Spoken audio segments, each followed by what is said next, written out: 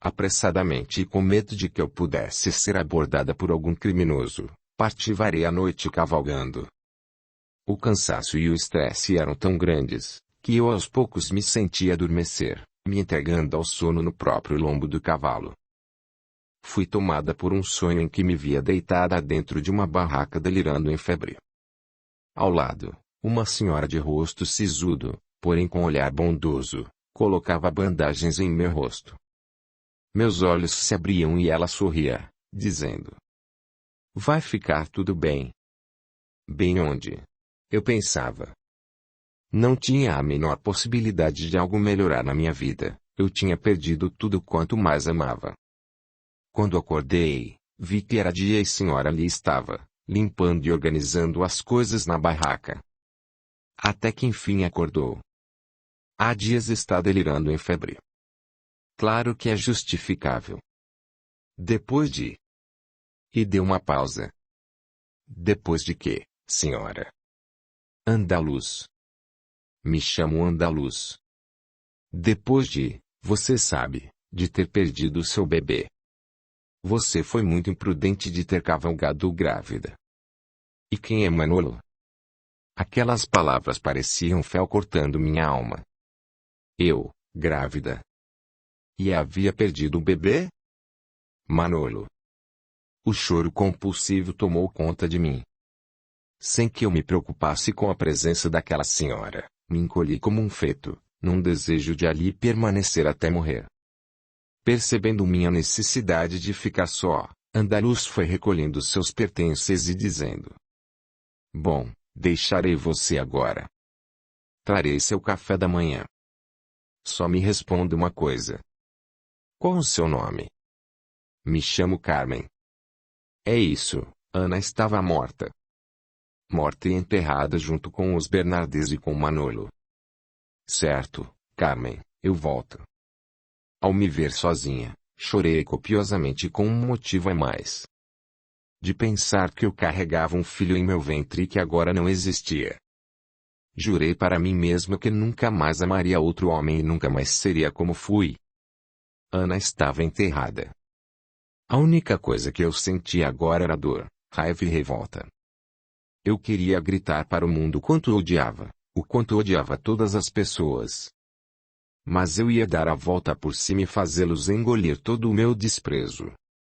Pouco tempo depois, a senhora Andaluz voltou com meu café, e me pus a perguntar: "Como cheguei aqui? Que lugar é este?" "Parece um acampamento." "Onde estou?" "Bom, Carmen, estamos acampados próximo à cidade de Sevilha.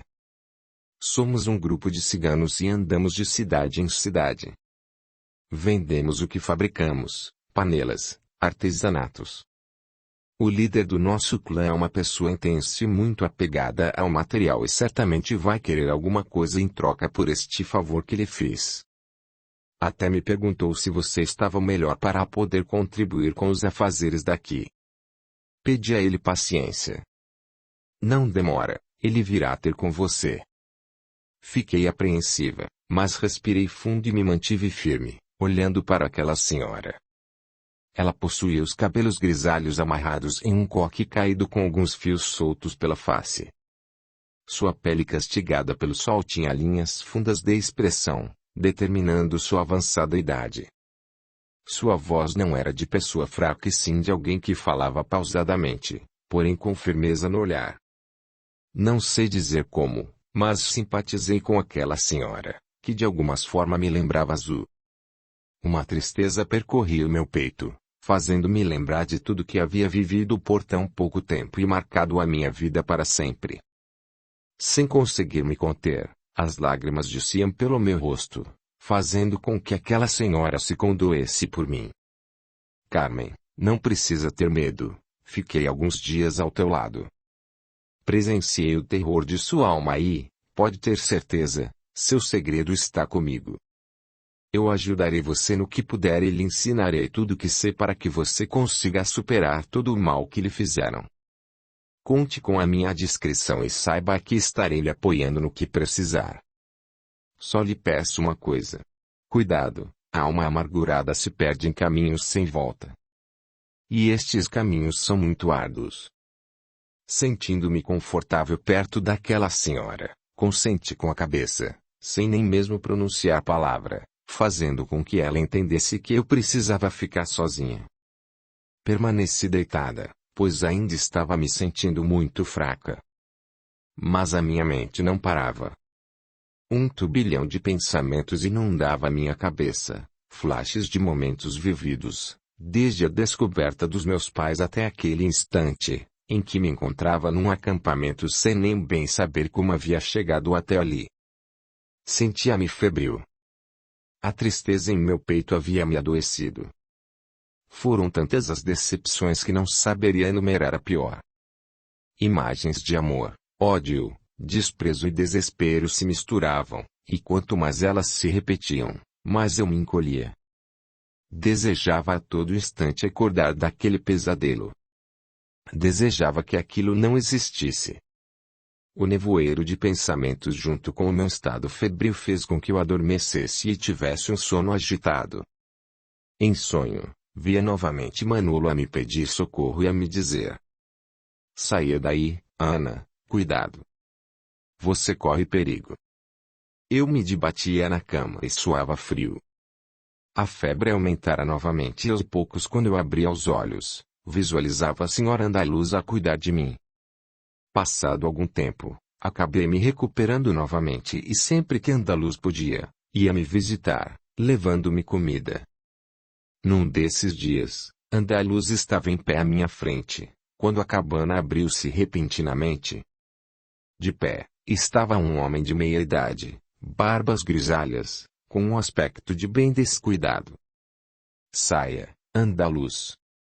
Quero falar com a senhorita", disse ele, um tanto ríspido. Andaluz retirou-se sem esboçar palavra alguma e de imediato constatei que seria o tal líder, de quem ela já havia me dito. "Então, Carmen. Aguardo há dias para ter uma conversa com você. Caso não saiba, os meus a acharam estirada em seu cavalo, você estava sangrando. Socorreram-na e a trouxeram para cá." "Sim, já me contaram, senhor." "Arthur, meu nome é Arthur." "Bom, o que eu quero deixar claro a você é que todos do grupo contribuem para o andamento e funcionamento do nosso clã. Como a senhorita chegou aqui desprovida de nada, recolhemos o seu cavalo como paga, até que possa contribuir com trabalho para seu sustento. Vejo que a senhorita é bela e pode contribuir de diversas formas para nosso grupo. Ainda mais se eu lhe disser que um homem de garbo e elegância passou por mim há alguns dias à procura de uma Ana, descrevendo perfeitamente a sua aparência, senhora Carmen." "Ana", disse ele, rindo cinicamente e me olhando dos pés à cabeça. Bateu-me um desespero e muito medo de que Carlos não tivesse desistido de me procurar e que pudesse me encontrar. Provavelmente ele havia contribuído para que eu ficasse sem a casa de campo e os meus pertences, com a intenção de me manipular. Ana estava morta e eu seria capaz de qualquer coisa para apagar aquela lembrança. Aquele homem na minha frente, da forma com que me olhava, me dava nojo. Lembrei-me de que estava numa situação de penúria, sem ter o que comer, o que vestir e onde morar. Compreendi naquele momento o que deviam sentir as moças que se ofereciam nos cabarés de Madrid. Andaluz me ajudava em minha recuperação, e fui conseguindo aos poucos sair da cabana. Caminhando pelo acampamento, fui aos poucos conhecendo as pessoas. Aquele lugar não se parecia em nada com o acampamento do clã de Manolo. Ali todos bebiam muito e a presença deles não era leve, fazendo com que eu não suportasse o menor contato. Aos poucos, fui aprendendo muita coisa com Andaluz. Ela me ensinava sobre as ervas, seu uso para curas e tudo que uma cigana sabia fazer. Audiolivro realizado pelo canal Surya Chand Audiobook. Capítulo 6. Carmen, a cigana. Passei algum tempo mais com aquele povo, quando pude aprimorar meus úteis conhecimentos. No lugar da menina sonhadora e ingênua, a cada dia crescia mais em mim a frieza e a esperteza. Arthur se comprazia em ver como eu estava crescendo e, principalmente, como eu poderia lhe dar lucro. A caravana seguia aí. Durante as viagens, eu passava a maior parte do tempo com andaluz, aprendendo mais e mais sobre a cultura cigana. Era a melhor parte do dia e eu estava deslumbrada. Os ciganos possuíam um conhecimento espiritual que me encantava. Segui viagem de cidade em cidade, usando os dons da dança, como se eu fizesse parte daquele povo. Muito longe de ter consciência do compromisso que eu adquiria comigo mesma, aceitei a proposta de Arthur, que passou a me oferecer como prêmio para quem pagasse mais para ficar comigo. Uma boa parte do pagamento era minha. Só assim, pensava, conseguiria reunir o dinheiro suficiente para chegar a Paris. Que demorasse. Eu não me importava. Estava disposta a esperar até me sentir pronta para minha vingança. De lá, eles seguiriam viagem e eu permaneceria para alcançar o meu intento. Sem me dar conta de que aos poucos ia me entregando, deixando a todos enlouquecidos. Depois, os deixava como objetos descartáveis, abandonando-os como Manolo havia feito comigo. Não percebia que, em vez de me vingar, passei a ter dentro de mim uma completa desarmonia. Um misto de nojo e desamor. Por várias vezes me pegava pensando em Manolo, remoendo o que ele me havia feito. Os sonhos com ele ensanguentado foram diminuindo. Via, de quando em vez, Manolo me perguntando: Ana, no que você se tornou? Não faça isso. Eu ignorava aqueles pensamentos, mesmo porque ele fora embora, deixando-me, e Ana definitivamente estava morta. Queria que todos pensassem assim. Com a minha educação esmerada e meu fino tato, seria fácil me aninhar em Paris. Eu já possuía uma boa quantia de dinheiro e lá permaneceria usando meus dotes para chegar onde queria. A amargura e a dor que eu sentia foram me tornando cada vez mais endurecida e mais forte. No início, em meus sonhos, ainda surgia aquela linda mulher a me recomendar que eu perdoasse e que seguisse a vida em frente, mas com o passar do tempo, os sonhos com ela foram se distanciando, passando a ser bem mais agitados e luxuriosos. Em minha frieza, me comprazia tanto em sonho, quanto no dia a dia, ao perceber o tanto que os homens eram manipuláveis. Como era fácil tomar dinheiro deles e deixá-los enlouquecidos. Com o tempo, angariava riquezas e prestígio na Espanha. Comecei a ficar famosa nas cidades, chegando a ser convidada para dançar nos cabarés, o que era o único momento de júbilo em minha vida. O momento em que não existia Ana ou Carmen, e sim, uma pessoa só. O palco para mim era tudo quanto eu mais amava, e com o tempo fui apelidada de Carmen de Sevilha, a cigana que dominava com a dança. Já não permanecia nas cabanas, enquanto estava nas cidades, mas em grandes estadas luxuosas. Era desejada pelos mais ricos e mais poderosos. Até o dia em que me apresentaria em Madrid. Em Madrid, minha preocupação em ser reconhecida me enchia de cuidados. Usava, então, uma máscara, que me dava um ar de mistério, ao mesmo tempo que evitava alguém me encontrar. Na primeira noite, me apresentaria no cabaré mais famoso da cidade e ele seria o passaporte para eu chegar a Paris, a cidade com que eu sonhava, onde em meu imaginário tudo era possível se realizar. Os planos de Arthur era passarmos pela Europa inteira. No dia da apresentação, Carlos, que amargas lembranças me trazia, por ter sido ele o início de toda a minha desdita, procurou por Arthur, com a intenção de conhecer a famosa Carmen e com isso avançar o sinal de conseguir a dama da vez, antes que qualquer um a visse. Mas, se Carlos soubesse quem eu era, tudo estaria perdido. Arthur sabia desta minha condição. Apesar de todo o desprezo que eu sentia por ele, meu desejo incontrolável de vingança se sobrepunha a toda a repulsa sentida. Os dias em Madrid seguiram com Carlos, capaz de pagar o preço que fosse para ficar comigo. Em meu desequilíbrio, o que mais eu desejava era vê-lo louco, e sem dinheiro. Os sonhos com Manolo foram perdendo sua força em minha vida.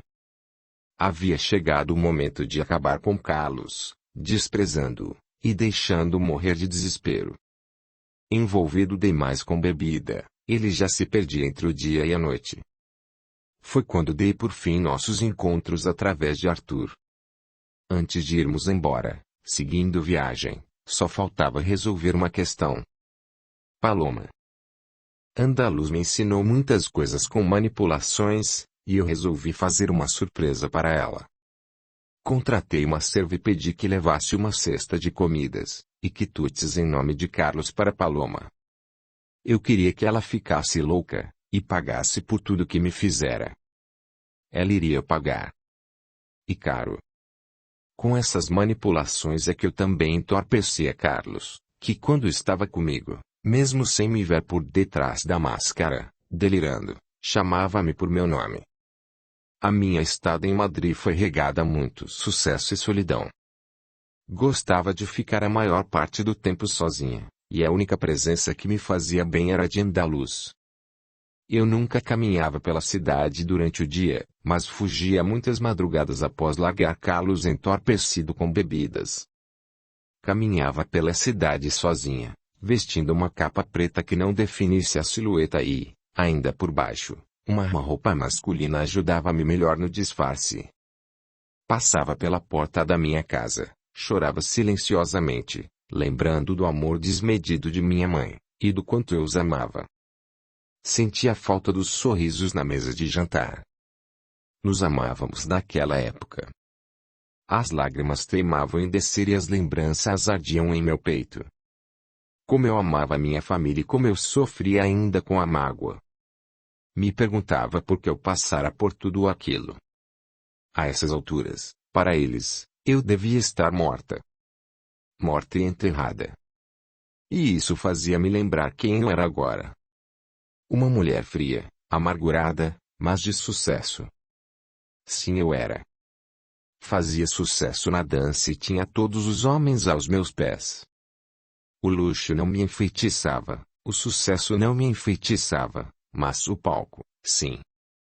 Meu coração pulsava mais alto e fazia-me sentir viva. Antes de partir tive notícias de que Carlos estava em frangalhos, e Paloma, totalmente transtornada. Partiria dali com todos os meus desejos realizados, apesar de ainda ter a sensação de vazio e de que eu não fizera metade do que fizeram comigo.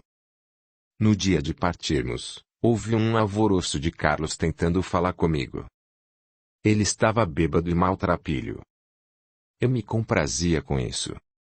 Como um louco, ele saiu correndo atrás da caravana, que partia.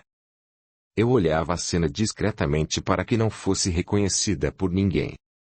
E enseguecida pela frieza e pela necessidade de fazer justiça, percebendo que já faltava fôlego para ele nos alcançar, retirei do rosto todo o disfarce, mostrei a minha face para ele, que estancou paralisado. Eu ria maliciosamente enquanto ele gritava. Eu sabia. Era você o tempo todo. Você me paga. Me paga.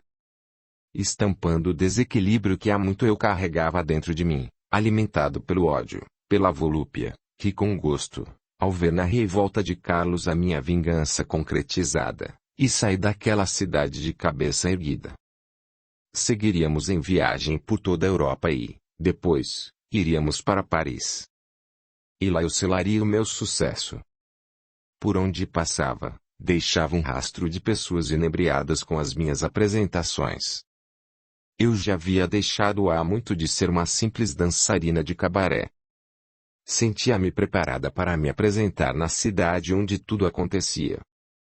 Fomos passando pelas cidades, conhecendo novos lugares, novos costumes, e tudo isso me deixava fascinada. Dinheiro já não era problema. Acabei me afeiçoando a Arthur e Andaluz. Éramos cúmplices. Eu cuidava deles, e eles cuidavam de mim. Com seu olhar malicioso, Arthur enxergava longe a verdadeira face das pessoas. Sabia descrever cada um e também reconhecer de quem tirar sempre mais dinheiro.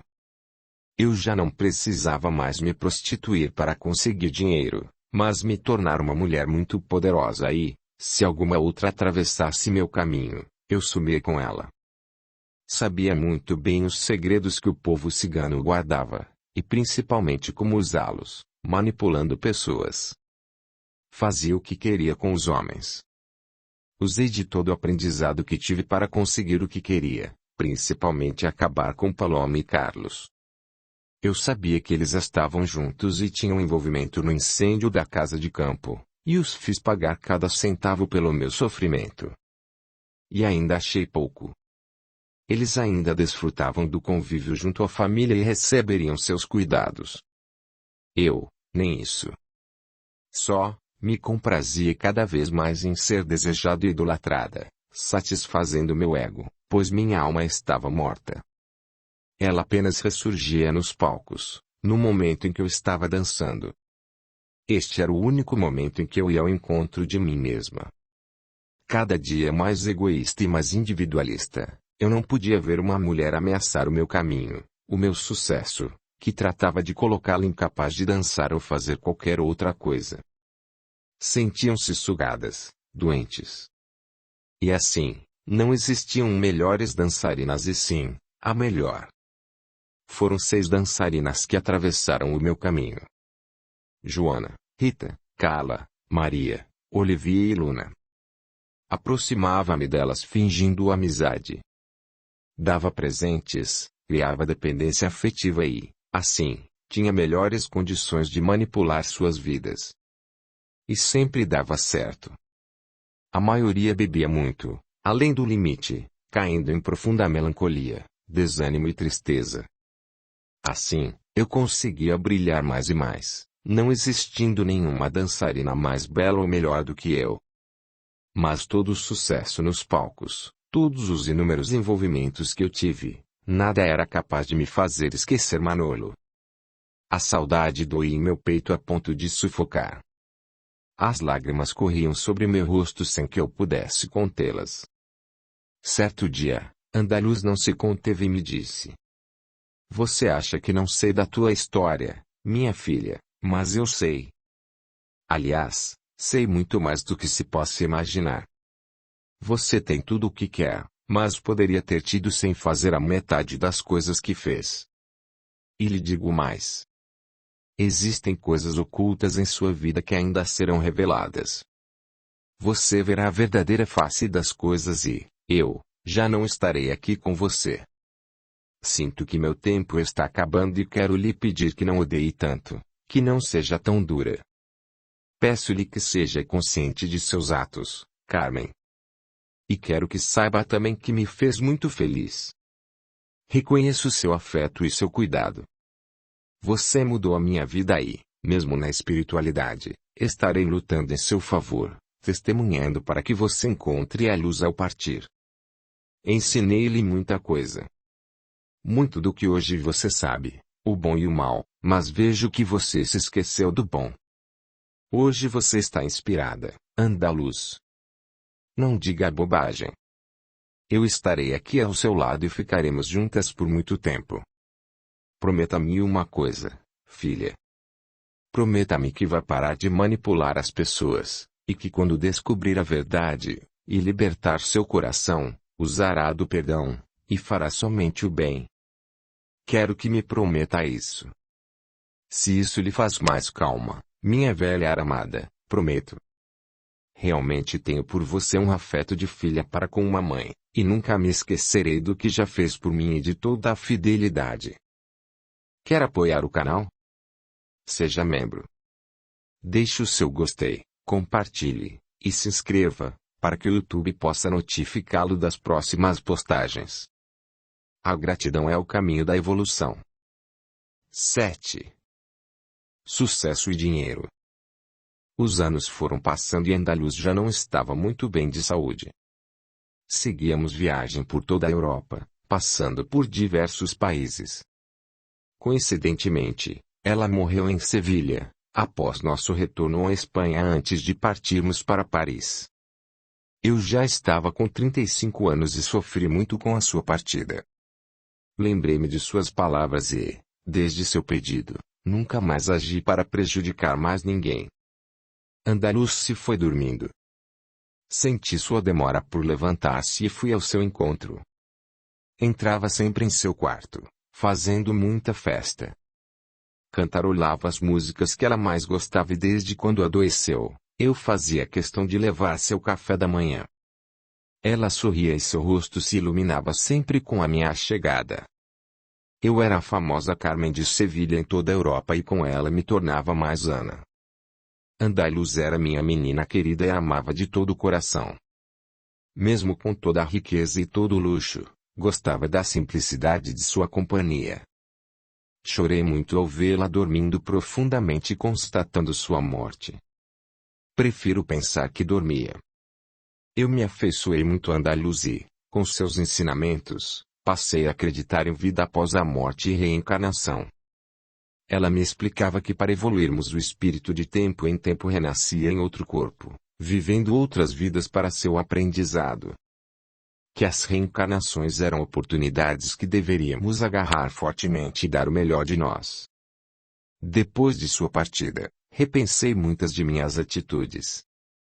Comecei a sentir culpa por meus atos e por ter me tornado tão amarga. A caravana tornou-se luxuosa. Eu adquiri muita riqueza e poderia, no momento que eu quisesse, parar com aquela vida. Mas gostava de viajar, conhecer lugares, pessoas e me apresentar em diversos diferentes.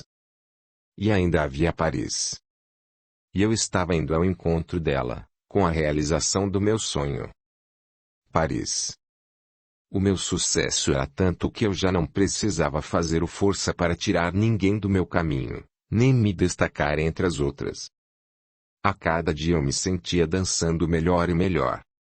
Arthur já estava velho, mas fazia questão de me acompanhar. Deixou de ser aquele homem duro e lascivo, tornando-se quase um pai protetor. De alguma forma, mesmo errada que fosse, a vida havia me dado uma família. Comecei a me sentir mais limpa e algo de bom estava brotando dentro de mim, a ponto de querer estar mais perto dos outros ciganos que nos acompanhavam. Comecei a me interessar mais por eles e conhecê-los melhor. A partir daí, a generosidade foi aos poucos brotando mais em mim. Audiolivro realizado pelo canal Surya Chand Audiobook. Ah, Andaluz! Quanta falta você me fez! Com certeza havia encontrado a luz e estava no plano espiritual contando nossas histórias. Muitas noites eu e Arthur falávamos sobre ela em nossas histórias, rodeados pelos nossos companheiros de estrada. A fogueira estalando, o céu brilhando e nós ríamos e chorávamos juntos. Todos adoravam ouvi-las. Começamos a ter uma vida mais leve, mais humana e às vezes eu sentia que parte do meu amargor havia ido embora. Apenas as lembranças de saudade doíam, mas com a minha mudança, aos poucos elas estavam estancando. Arthur tornou-se pai de todos e quando via alguma necessidade de alguém, dizia: "Filha, precisamos resolver isso." E assim, eu resolvia a parte das finanças e as conversas, se fosse necessário. As viagens seguiam harmoniosamente, vivíamos todos bem. Eu não abria mão de estar com eles e de ajudá-los. Eram minha família. Quase não gosto de citar o inverno, porque nele minha vida ficou para sempre marcada. Nem todas as coisas erradas que eu fiz se comparam à dor que eu senti. O inverno me trazia lembranças muito dolorosas e eu sempre chorava nessa época. Andaluz me acolhia sempre, mas depois da sua partida, ficava recolhida em meu silêncio. Arthur não sabia lidar com isso. Respeitava e isso já estava de bom tamanho. Lembrava-me de perder Manolo, de sair do sonho ao pesadelo, de perder nosso filho. Isso me doía demais. Doía na alma. Eu sentia que estava sendo queimada viva. Era como se o ardor fosse subindo pelo meu corpo, aumentasse e queimasse por dentro. O inverno chegou e estávamos em Málaga. Arthur já estava em idade avançada e acabou adoecendo com o frio. Fui em busca do melhor médico da cidade. Andando pela praça, na qual já havia passado algumas vezes, deparei-me com um grupo de ciganos saindo de uma venda. Foi quando ouvi: Ana. Ana, é você? Ana, sou eu, Zu. Onde está Manolo? Meu coração, que estava em frangalhos, veio à boca. Fiquei sem reação ao vê-la e mais paralisada quando Zu me abraçou fazendo festa. Ana. Minha querida. Como você está bela? Que bom ver você. Onde está Manolo, me diga. Friamente me afastei de Zu e disse. Senhora, me desculpe, mas não sei de quem fala. Meu nome é Carmen, não conheço essa Ana e muito menos Manolo. Venha cá, disse Zu, puxando-me pelo braço. Ana, o que houve? Eu sei que é você, jamais confundiria seu olhar com qualquer outra pessoa. Tenho tido visões pavorosas. Me diga o que houve. Eu não posso dizer agora. Mas a única coisa que posso lhe dizer é que Ana está morta e enterrada desde o dia em que Manolo a abandonou, grávida. Disse com os olhos triscando de mágoa e revolta. Não, jamais. Este não é nosso Manolo, ele jamais faria isso. Existe algo de errado, isso não. Aconteceu alguma coisa, disse Zu aterrorizada. Zu, preciso ir, caso de urgência. Prazer em revê-la, disse friamente, enquanto meu mundo interno desabava. Ana, minha filha, não faça assim, nós lhe amamos tanto. As lágrimas teimavam em descer pelo meu rosto, enquanto eu firmava minha postura. Já não conseguia mais disfarçar a tristeza, no momento em que Zu me abraçava. Vamos fazer assim, você vai resolver seu problema urgente e volte a me procurar. Temos muito o que conversar. Procure-me. Consenti com a cabeça e saí olhando para trás, como uma criança que não quer perder os pais de vista, enquanto Zu batia palmas de alegria, por me ver, sorrindo e louvando a Deus por isso. Corri para encontrar um médico e atender com urgência Arthur. Voltamos rapidamente para o acampamento. Arthur estava acamado e muito debilitado. Ao término da consulta, o médico veio me ver e dar o prognóstico. Senhora, sinto muito em dizer, mas seu pai está com tuberculose. O estado é grave e dou poucos dias de vida a ele. Esta doença está mais comum ultimamente e não sei quantos dias de vida terá. Infelizmente não serão muitos. Minha cabeça começou a girar. Senti tontura quase instantânea. Sentei-me rapidamente em uma poltrona.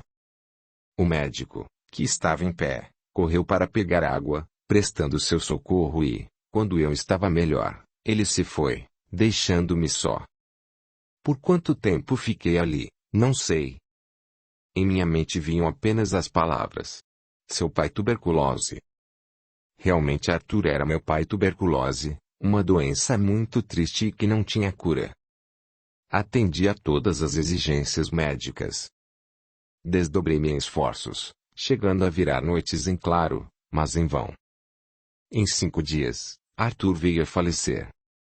Em sua despedida, um enterro lindo, com direito a choros de guitarra e voz. Convidei Zu para vir ao meu acampamento. Ela e os seus participaram do enterro. O pai de Manolo já não vivia e quem havia assumido o clã era Zano. Foi a primeira vez que o vi quieto e centrado. Depois de alguns dias, fui ter com Zu em seu acampamento. Percebi que eles já não possuíam aquele cuidado e zelo com as coisas e senti um ar de pobreza e falta de abundância. Zu, tentando disfarçar os meus olhares a percorrer todo o acampamento, começou a me encher de perguntas para poder entender o sumiço de Manolo. Falaremos disso mais adiante. Agora me diga, Zu, como está a situação financeira do clã? Perguntei diretamente. Minha filha, nota-se que os tempos hoje onde estão mais difíceis e que nós não temos a mesma abundância do passado. As coisas pioraram muito. Zano é muito sonhador, mas não tem a visão do coletivo. Estamos à míngua. Aquele dia em que nos encontramos, estávamos como pedintes naquela venda, e aquele admirável Senhor nos ajudou. Mas Deu uma pausa enquanto as lágrimas corriam por seu rosto. Mas em poucos dias, tudo acaba e voltaremos a pedir novamente. Zu, eu quero ajudar, vou ajudá-los. Tenho muitas posses e dinheiro não é o problema. Sinceramente, tenho pedidos a fazer. Já estou chegando aos 40 anos e vejo que é hora de parar. Quero fechar com chave de ouro em Paris, e por lá ficar. Farei algumas apresentações e morarei ali. Os pedidos que tenho a fazer é que venham conosco. Nosso grupo é pequeno e posso aumentar a caravana. Sei que são ciganos e não possuem parada fixa, e é aí que vem meu segundo pedido. Quero que incorporem e abracem o meu grupo como seu e continuem viagens sem mim. Façam shows, apresentações e usem meu nome, se quiserem. Não lhe faltarão recursos. Eu quero muito que você comande o dinheiro e a poesano. Os olhos marejados de Zu se surpreendiam a cada palavra minha e ela passou a gritar de alegria. Abraçando-me repetidas vezes, me olhou nos olhos, dizendo: Deus te bendiga, minha filha. Vejo muita dor, muita mágoa aí dentro, mas quero que saiba de uma única coisa. Manolo jamais abandonaria e, se partisse, teria vindo até nós.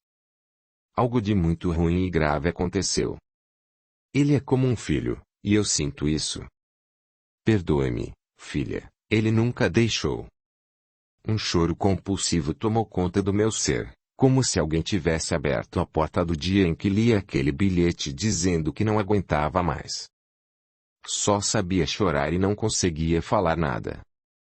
Tanto tempo se passou e havia enterrado tão profundamente aquela história que palavras não me saíam.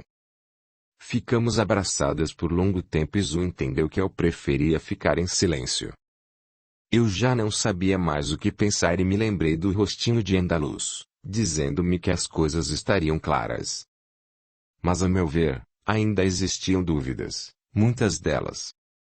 Conversamos com Zano e seu clã. Todos concordaram com as minhas solicitações e ficaram felizes. Naquele dia houve festa, dança e muita música. E eu, muito diferente do passado, estava agora ali sentada, olhando a fogueira. Pela primeira vez, depois de muito tempo, lembrei-me de nossas danças, do quanto eu fui feliz nos braços de Manolo. Realmente eu consegui tudo o que queria. Só não consegui encontrá-lo novamente e muito menos esquecê-lo. Por fim, lembrei-me da nossa primeira dança, quando Zano começou a tocar a nossa música, dizendo: Essa é para você, minha amiga, e para meu irmão, onde quer que ele esteja. Não pude conter as lágrimas que, caindo pelo meu rosto, faziam com que eu, de certa forma, resgatasse a minha alma naquele momento. Ali estavam não mais uma Ana e uma Carmen, mas um único ser, carregado de experiências boas e ruins, mas disposto a traçar um novo rumo. Já não me importava com a vingança, já não me importava com mais nada. Eu só queria seguir em paz com a soma dos meus sentimentos. Nada mais doía em mim do que a falta que Manolo me fazia. Na manhã seguinte, começamos os preparativos para juntar as caravanas e podermos seguir rumo a Paris. Zano, alegremente, me ajudou com todos os preparativos e deixei que eles escolhessem tudo ao gosto deles. Por toda a Europa eu era famosa, e a cidade já estava empolvorosa para receber Carmen de Sevilha. Havia me preparado muitos anos para isso. Estava ansiosa por este dia. Resolvemos fazer uma surpresa na cidade antes disso. Ao chegarmos com a luxuosa caravana, fizemos um círculo em praça pública. Músicas lindas eram tocadas, enquanto as ciganas mostravam os adereços artesanais feitos por elas, pondo-os à venda. Não demorou que eu aparecesse, dançando e acenando para todos. Quem visse, jamais imaginaria que eu não fosse originalmente uma cigana. Ficavam todos maravilhados com a minha desenvoltura descalça no tablado. Após a minha pequena dança, me recolhi novamente, deixando todos no embalo do festejo. Foi uma tarde linda em Paris. Chegamos para brilhar, levar música, arte e alegria para aquele povo. Estava ansiosa para a apresentação que seria no dia seguinte. Era a alta sociedade de Paris que ditava a moda para toda a Europa. E eu queria permanecer ali o resto dos meus dias e fechar com chave de ouro a minha carreira como dançarina. A primeira apresentação foi um sucesso, aplausos e mais aplausos de pé. Eu falava muito bem o francês, graças à educação que recebi. Vestia-me, alimentava-me e andava com muito esmero e nunca deixei a desejar ante a fina sociedade parisiense. Foram meses me apresentando ininterruptamente, até chegar o momento de decidir ficar ou seguir com o meu grupo. Eu já me considerava um deles, mas algo em mim me pedia para parar. Estavam todos aflitos com a epidemia de tuberculose instalada na Europa e o clã decidiu ir para bem longe. Pensei em meus pais, meus irmãos. Eu não tinha como ajudá-los, a não ser rogar a Deus por eles. Será que Deus ainda me ouvia? Decidi, por fim, ficar em Paris e, caso necessitasse, faria a viagem sozinha. Zu cogitou ficar comigo, mas não permiti de forma alguma um espírito tão livre a estacionar por minha causa. Despedimo-nos amorosamente. Foi uma linda festa. Choramos e rimos muito. Talvez aquela fosse a última vez que nos encontraríamos. O clã decidiu ir para Roma e sabe-se lá para onde mais. Deixei-os bem abastecidos com ouro e joias para que nada faltasse. Eles sabiam que comigo poderiam sempre contar. Partiriam na manhã seguinte. Resolvi passear pela cidade de Paris no final da tarde. Caminhava tranquilamente pelas ruas, quando fui forçadamente puxada para dentro de um beco escuro.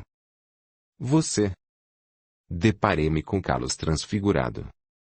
Desgraçada. Achou que eu não viria atrás de você? Disse-me apertando meus braços, puxando-me contra o peito, tentando alcançar o meu pescoço. Assustada com o ataque inesperado, defendendo-me, eu logo o reconheci. O que é isso? Me deixe.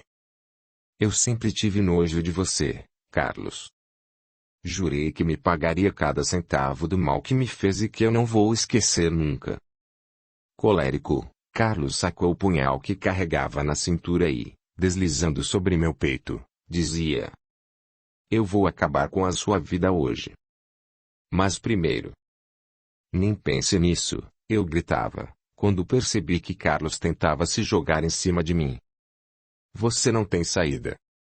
E terá o mesmo fim que seu querido Manolo, com o mesmo punhal. Então era isso. Essa era a revelação que Andaluz falava. Ele nunca me abandonou. Ele havia sido morto por aquele verme. Se eu morresse ali e agora, morreria feliz, pois sabia que meu amado sempre foi meu. Ah, Manolo. Ah, meu amor. Meu sentimento oscilava entre a alegria e o desespero naquele momento, enquanto eu me debatia nos braços de Carlos. Ele esbofeteou meu rosto, por fim, fazendo minha cabeça girar e eu quase perder os sentidos. Totalmente descontrolado, Carlos dizia frases desconexas. Vem lembrar dos velhos tempos, e passava o punhal pelo meu corpo, fazendo rasgar minha roupa, enquanto os arranhões da ponta da faca faziam o sangue começar a escorrer. Eu chorei de desespero e pensei em Deus. Se ele existisse, que me tirasse dali. Enquanto eu pedia, as lágrimas escorriam pelo meu rosto. Foi quando olhei para trás e vi uma sombra. Reconheci Zano, sinalizando-me com a cabeça. Eu sabia. Eu sabia que você seria minha. Carlos gritou antes de se jogar num bote final sobre mim. Nesse instante Zano surgiu no clarão, sem que ele percebesse, e enfiou o punhal em suas costas. Com expressão de traído, fixando seu olhar em mim, esboçou as últimas palavras. Eu vou me vingar, caindo por fim naquele corredor fétido e escuro. Abracei Zano chorando copiosamente e ele, prestativo, me ajudava a recompor os meus trajes. Vamos, Minha amiga, eu cuido de você. Sabíamos que este segredo seria só nosso e que, no fundo, estávamos de alma lavada, por termos vingado a morte de Manolo. Voltamos em silêncio, imersos em nossos pensamentos. Eu estava aterrorizada pelo que acabara de acontecer e carregada de culpa, por ter julgado Manolo e, a partir disso, feito tanta coisa errada. Zu cuidou das minhas feridas, silenciosamente, e me pôs a dormir cantarolando um lamento cigano. Adormeci vencida pelo choque e pelo cansaço, com o rosto e cabelos molhados de tanto chorar. No dia seguinte, fizemos um enterro simbólico em nome de Manolo, em memória de sua alma. Os irmãos atrasaram a sua partida, esperando que eu melhorasse e na esperança de que eu seguisse. Amiga, tem certeza de que vai ficar em Paris? Poderia vir conosco. Somos uma família, disse Zano, me abraçando afetuosamente. Tenho, Zano, tenho sim. Sinto que é hora de parar. Preciso pensar em tudo, estou atordoada com muitas coisas.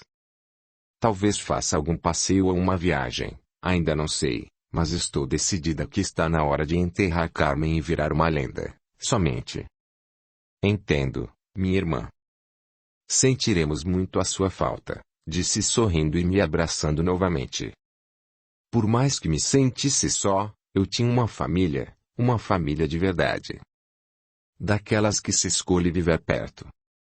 Mas eu senti a necessidade de ficar só e fazer um novo fim. Após a minha melhora, a caravana se despediu, deixando lágrimas e saudades. Tinha muitas lembranças e podia afirmar com certeza. Os melhores momentos da minha vida havia passado ao lado deles. Fui muito feliz e estava pronta para rever a minha vida e tentar cumprir as promessas que havia feito a Andaluz. Queria fazer algo memorável. Sei que feliz não seria novamente, mas poderia ter paz na alma e esperar o dia em que fosse chamada por Deus. Capítulo 8. Um estranho em Veneza. Decidi largar o alvoroço de Paris e passar uma temporada em Veneza. Dei uma pausa nas apresentações e até cogitei parar de vez. Afinal, já estava com 40 anos e já tinha vivido toda a minha juventude badalando e vivendo intensamente da luxúria e do glamour. Queria viver algo diferente, agora. Só não sabia o que e como, mas alguma coisa viria até mim. Eu sentia. A temporada em Veneza foi muito boa. Caminhava pelas ruas tranquilamente, sem o pavor que sentia em Paris. Foi em Veneza e na tranquilidade daqueles campos que consegui refletir muito sobre os últimos acontecimentos. Decidi me reaproximar de Deus de alguma forma e pedir perdão por ter julgado aquele que eu mais amei. Ainda sentia muita dor, culpa, remorso pelas coisas que fiz ao longo da vida por vingança e ambição. Afinal, consegui perdoar Manolo, mas não consegui me perdoar. Essa era a verdade. Sentia-me terminantemente culpado e precisava fazer algo para me redimir. Andaluz dizia que quando se pratica muita crueldade, devemos usar a força contrária, no caso a da caridade, para anular todo o mal. Era isto que eu iria fazer, só não sabia como. Carmen. Me chama educadamente um homem, enquanto eu me sentava em uma mesa instalada no passeio de uma tenda para almoçar. Sim, Carmen. E o senhor? Induzi aquele interessante homem de 45 anos aproximadamente a me dizer seu nome. Muito prazer, meu nome é Jean-Pierre. Chame-me de Jean. Vi uma apresentação sua em Paris, simplesmente fantástica. Posso? Aponta a cadeira ao lado e pede permissão para sentar-se. Senti simpatia por aquele homem, ao mesmo tempo que um receio me bateu, julgando que ele poderia estar se aproximando apenas com o intuito de conseguir alguma aventura. Para não ser desagradável, consenti com a cabeça e, caso ele faltasse com o decoro, eu iria embora. Bem, estou em viagem de negócios em Veneza. Vim sozinho e, quando te vi, pensei. Por que não sentar, almoçar e conversar um pouco antes do trabalho? disse sorrindo. Aquela gentileza quebrou um pouco do gelo que eu estava sentindo por dentro, e decidi. Por que não conhecer novas pessoas? Eu estava tão fechada em meu mundo por tanto tempo e até estranhei alguém de fora querer conversar e ter uma tarde agradável. Aliás, as últimas tardes agradáveis que tive, de verdade, foram com Manolo. Depois disso, eu andava sempre na defensiva. Audiolivro realizado pelo canal Surya Chand Audiobook. Sim, claro. Almoça comigo, Jean. Jean sorriu, consentindo, e então começamos a conversar. Ele me disse que pesquisava as plantas e buscava a cura através da ciência. Sabia que eu vivia com povos ciganos e isso chamou seu interesse, pois sabia que os ciganos tinham um conhecimento profundo com as ervas. Confirmei o que dizia e começamos a trocar nossos conceitos. Passamos uma pequena parte da tarde agradabilíssima, depois que almoçamos. Gentilmente, ele se despediu de mim, dizendo onde estava hospedado, seu contato em Paris e pediu para que eu procurasse, caso tivesse interesse em participar desses estudos. Fiquei muito contente com o convite e, quando ele se foi, me perguntei. Usar os meus conhecimentos com ervas para a cura. Por que não? Ainda fiquei algum tempo sentada à mesa admirando a paisagem segurando o papel. Nunca tive uma conversa tão interessante com um estranho. Ele havia buscado conhecimento e não aventuras. Simpatizei com aquele homem. Poderíamos nos tornar amigos. Jean era o típico francês. Alto, magro, nariz fino e cabelos amarrados para trás. Ele era moreno, de pele clara e os cabelos castanhos, levemente grisalhos, e de uma gentileza impecável. A viagem transcorreu tranquila. Aproveitei muito para refletir sobre minhas questões interiores e decidi voltar para Paris e procurar Jean-Pierre. Senti uma intensa vontade de trabalhar pela cura. A época era difícil, muitas doenças novas, inclusive a tuberculose que matou meu querido Arthur. Quem sabe não seria este o meu caminho? Engajar-me em alguma causa humanitária. Seria isso que Andaluz anteviu? Será por isso que ela me ensinava com tanta intensidade sem receio de me revelar segredos na cultura dos ciganos? Essas eram as questões que pairavam sobre meu espírito inquieto. Por fim, de qualquer maneira, eu iria atrás de Jean e descobriria se seria essa a minha missão. Voltando a Paris, alojei-me em uma pequena mansão onde fixaria a residência. Tomei as devidas precauções quanto a empregados e mantimentos. O tempo que havia estado em Paris foi bom para que eu não tivesse dificuldade nenhuma de me alojar. Na semana seguinte iria procurar por Jean-Pierre para conhecer a pesquisa a que ele se referia. No papel que ele havia me dado, havia os horários e onde encontrá-lo. Achei que não seria de bom tom ir até sua residência e preferi ir diretamente ao centro de pesquisa. E assim o fiz. Acordei bem cedo e animada. Vesti-me com esmero e simplicidade. Chegando ao centro de pesquisa, deparei-me com um casarão e anexado a este lugar estava o centro de pesquisa coordenado por Jean. Havia muitas pessoas simples no local. De imediato, percebi que deveria ser uma casa que acolhia gratuitamente necessitados. Senti-me bem disposta e fui ao seu encontro. Carmen. Que bom que veio. Fico imensamente grato por ter aceito o meu convite. Venha, vou lhe mostrar.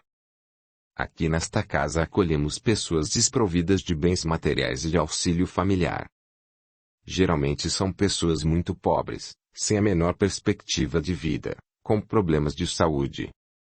Aqui existem leitos, onde são acolhidos com amor e onde recebem tratamento gratuito. Contamos com pouca ajuda da grande sociedade francesa e o restante é bancado por mim e mais um grupo de amigos. Todos nós, nesta casa, dedicamos parte do nosso tempo às pesquisas ou a algum tipo de trabalho voluntário, dizia Jean, enquanto andava pela casa, apresentando-me as instalações. Conheci a casa não toda por dentro, que funcionava basicamente como um abrigo de saúde. Era uma grande mansão de 3 andares, composta por 20 quartos que se tornaram leitos. Pintada na cor azul clara, parecia um palácio. Muito grande e extensa, era rodeada por um imenso jardim, composto de grama, flores e bancos. E foi ali que avistei muitas pessoas sentadas, tomando o sol da manhã. O primeiro sentimento que aquele lugar me despertou foi o de paz. Uma sensação que há anos eu não sentia. Com idas e vindas de Ana para Carmen e de Carmen para Ana, naquele momento, eu sentia que havia feito as pazes com as duas. Ainda sentia muita saudade da minha família, principalmente dos meus pais. Mas eles jamais me aceitariam, hoje depois de tudo que vivi, depois de tantas escolhas erradas, de tudo que fui capaz de fazer para obter sucesso, dinheiro e fama. E para depois disso tudo descobrir que Manolo nunca havia me deixado. Eu me encontrei novamente e, naquela casa, senti algo que me sinalizava intimamente que eu ia conseguir realizar o que prometera para Andaluz de encontrar a minha paz. E, quem sabe, me redimir um pouco com a vida e com Deus. Com Deus. Não falava com ele há muito tempo e naquele dia senti uma imensa vontade de estar com ele. Na maior paciência e respeito do mundo, Jean me mostrou todos os leitos, a cozinha, o refeitório, as pessoas que ali estavam alojadas e trabalhando. Todos eram amigos. Conheci pessoas totalmente diferentes dos demais da sociedade e que não eram ciganos. Comecei a me sentir menos arredia com Jean e percebi que ali brotava uma amizade sincera e sem segundas intenções.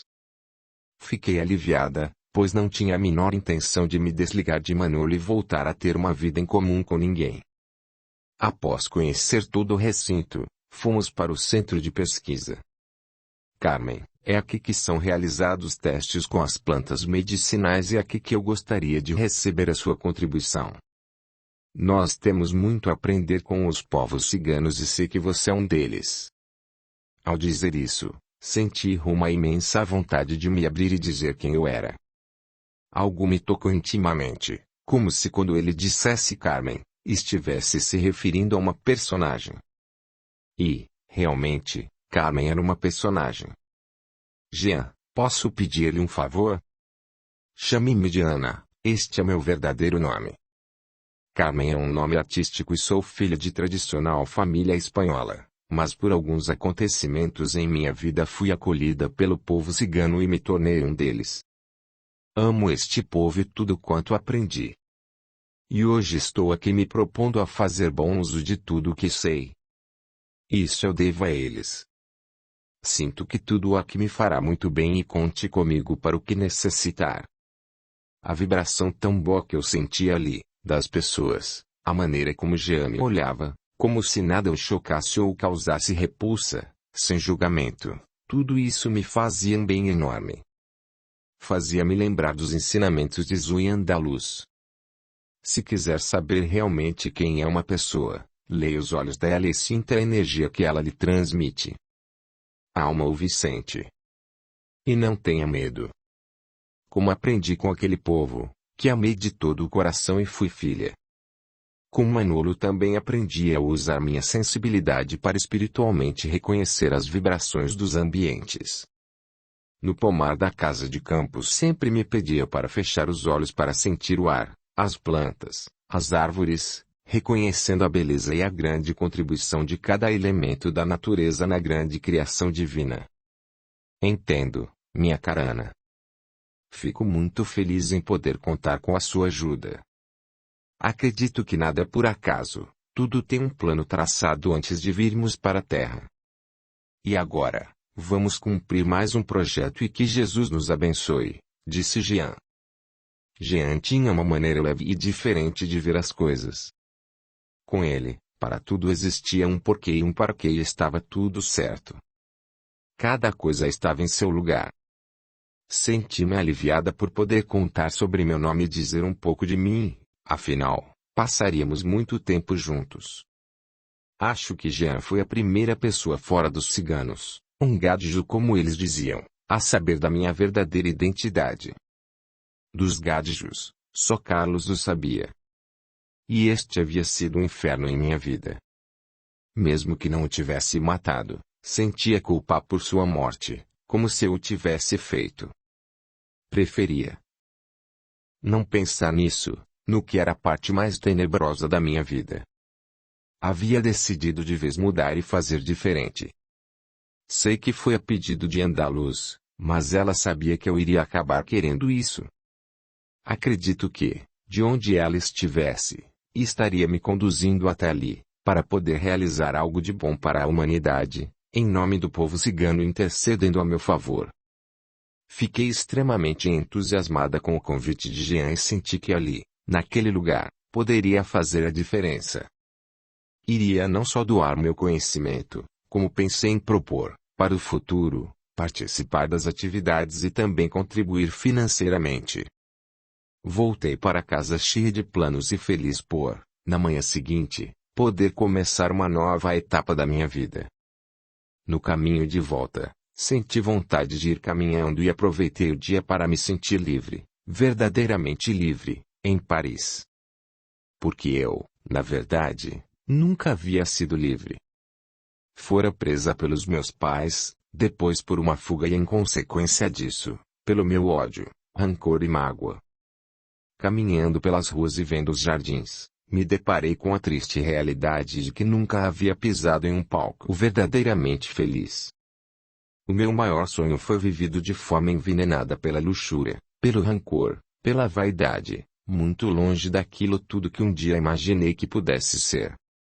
Não sabia mais se teria vontade de pisar nos glamourosos palcos novamente.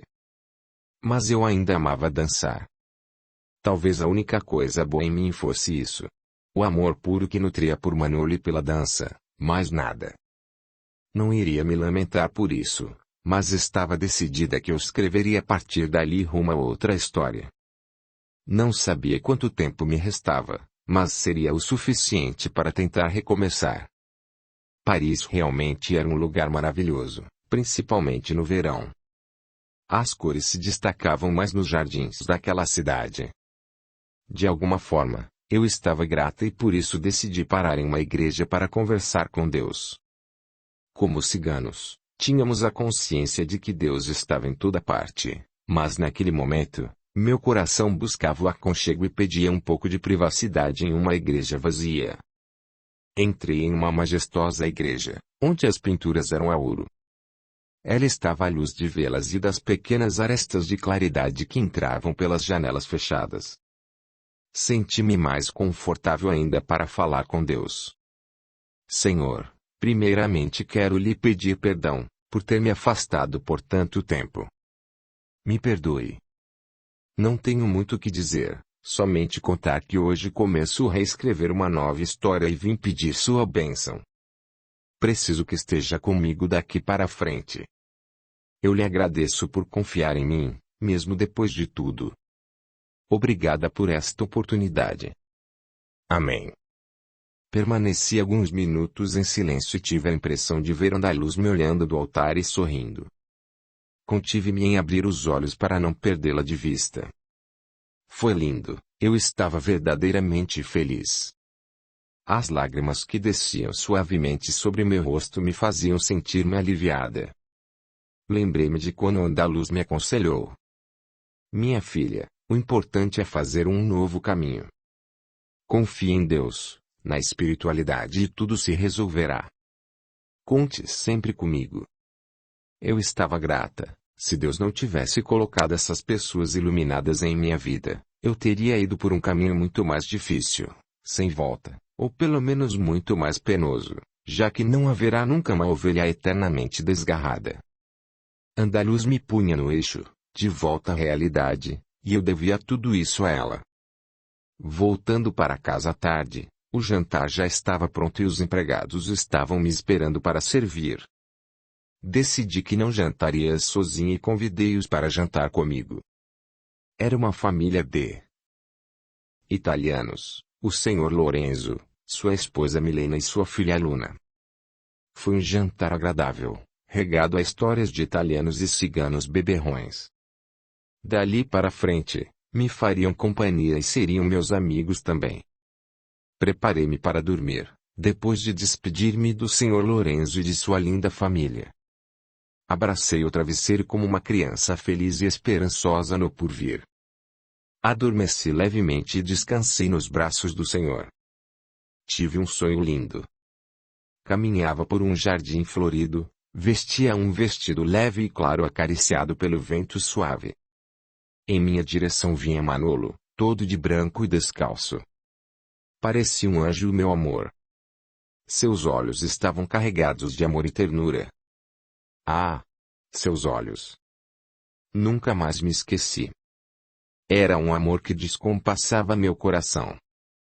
Beijamo-nos demoradamente, nos abraçamos e caminhamos juntos. Conversamos muito. Ele estava leve e feliz. Era ele, sempre fui dele e de mais ninguém. Ficamos um bom tempo nos falando e caminhando. Ao pararmos de mãos dadas, algo como a me puxar de volta fez com que ele ficasse parado com as mãos estendidas dizendo: Ana. Volte. Volte. Senti como se algo estivesse me enforcando e voltei ao corpo imediatamente.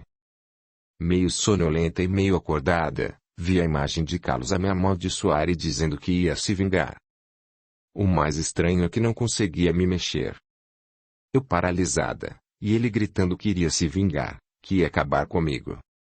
Nem que para isso vivesse séculos e séculos.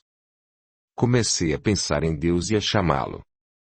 Consegui acordar repentinamente assustada e perplexa com aquela cena. Eu sabia do que se tratava. Entendia que a morte não existia, que a vida continuava e que Carlos estava me perseguindo. Da mesma forma que Manolo tentou me alertar e pedir socorro, Carlos estava ali a postos para me destruir. Um frio percorreu meu corpo e pensei novamente em Deus e em tudo o que havia acontecido naquele dia e confiei, acreditando que mesmo quando eu não queria, Deus estava comigo e agora ele haveria de estar também. Respirei fundo, imaginando o rio e a cachoeira me banhando a alma e acabei adormecendo novamente.